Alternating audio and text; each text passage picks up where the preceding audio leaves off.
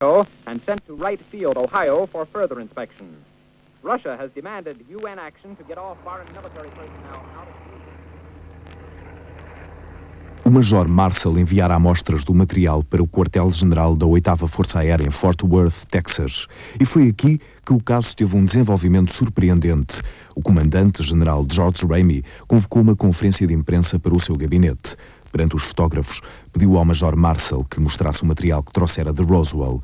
O oficial responsável pela meteorologia também foi convocado para explicar à imprensa o que o Major Marcel tinha nas mãos. The general called and said, "Get your ass over here to my office. We got something here we want you to look at." And aye, sir. And he says, if you've got a car, fine. If you haven't, get one. Get the first means of transportation and get over to my office. And when I saw that, I said, "Is that your flying saucer?" And they said, "Yeah." And I said, "Well, hell no. That's a Raven target and balloon. And if it isn't," I said, "I'd eat it without salt or pepper. I know what that is." "Are you sure?" "Yes, I'm sure. I know what that is." This is what I would like to show you. In here, this is the photograph of the debris that was seen in General Ramey's office at Roswell Air Force Base in Fort Worth, Texas. This is my father holding up what is very obviously parts of radar target with balloon debris. In here, you see balsa wood fragments. You have actually parts of the balloon envelope in of itself, and you have what looks like paperback metal foil. And to emphasize this, this is not what was seen on the floor of our kitchen that evening or that late early morning hours in 1947. This is totally different. Surge assim a suspeita de que o Major Marcel recebeu ordens para participar num encobrimento, trocando o material de Roswell por um vulgar balão meteorológico. O General Ramey e a Força Aérea desmentiam assim um anterior comunicado à imprensa em que se anunciava a descoberta de um disco voador. Oficialmente, o assunto estava encerrado. Mas em Roswell, os que tinham participado à descoberta aperceberam-se de que os militares tinham um comportamento estranho quanto ao que agora diziam ser um mero balão meteorológico. Frank Joyce foi o primeiro a dar a original notícia numa rádio local, a KGFL, poucas horas antes.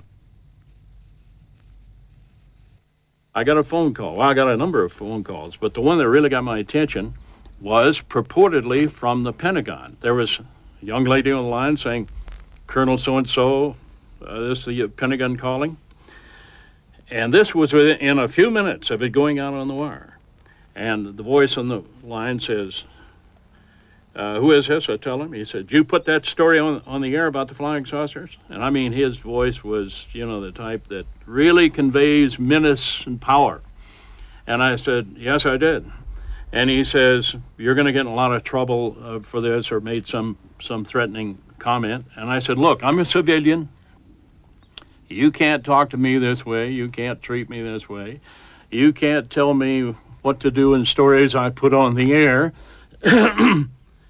And he says, "I'll show you what I can do."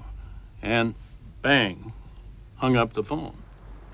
E a voz do outro lado mostrou precisamente o que podia fazer ao dono da rádio. I got a call from Washington from one of the offices of one of the senators saying, "Look, if you put out any stories on this thing, you're going to lose your license.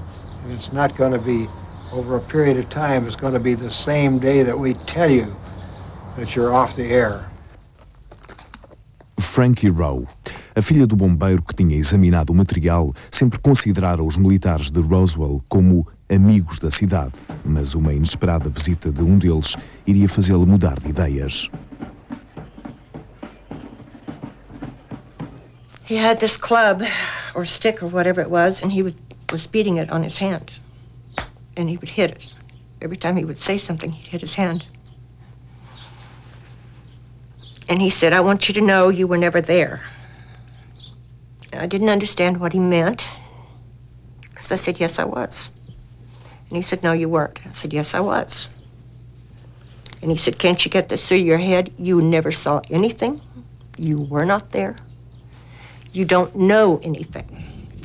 And he said, "This is a big desert out here. We can just take you out in the middle of this desert and no one will ever find your bodies. He said, you'll be nothing but bones and nobody will ever know what happened to you. And I told him I would not talk about it. Se não fossem as ameaças, todo o caso de Roswell poderia ser visto apenas como um engano embaraçoso. Mas em 1965, Butch Blanchard, então já general de 4 estrelas, esteve presente num jantar em Roswell, onde o incidente não fora esquecido. He had been the commander here in 1947, and I was at a table with the general and several other locals when they were interrogating him about the 1947 incident, and he declined to answer any of the questions, except he did comment that it was the damnedest thing he'd ever seen. He never would discuss it, but several months later, one night, I badgered him again, as I like to do, and he said, well, then he paused. He said, I'll tell you this, and I'm paraphrasing him because I don't remember exactly how he said it, but in essence, he said, what I saw I've never seen before.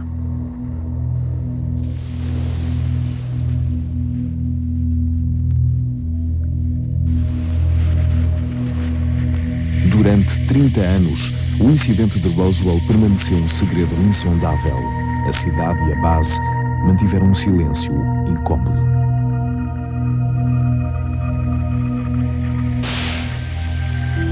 A história só foi retomada em 1978, quando Jesse Marcel, o oficial de informações do 509, foi à televisão.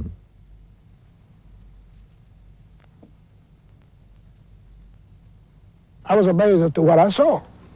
The amount of debris that was scattered over such an area. It took me a while to realize that there's something strange about it.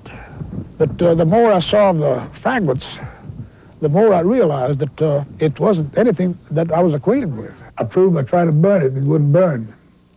I tried to break it, it would not break. If it was something of ours, I'm sure there would be no reason to keep it under cover that long. If it's an alien spacecraft, there's another reason why it would not never be known by anybody here until they found out more about it. I sensed that there was a cover-up someplace about this whole matter. Em 1947, o chefe de Estado-Maior do General Ramey era o coronel Thomas Dubose. Pouco antes de morrer, foi entrevistado frente a um vídeo caseiro. General reformado, foi o oficial de patente mais alta a comentar o incidente de Roswell. Cover story, the balloon part of it, is the story that's to be given to the press, and that is it, and anything else, forget it.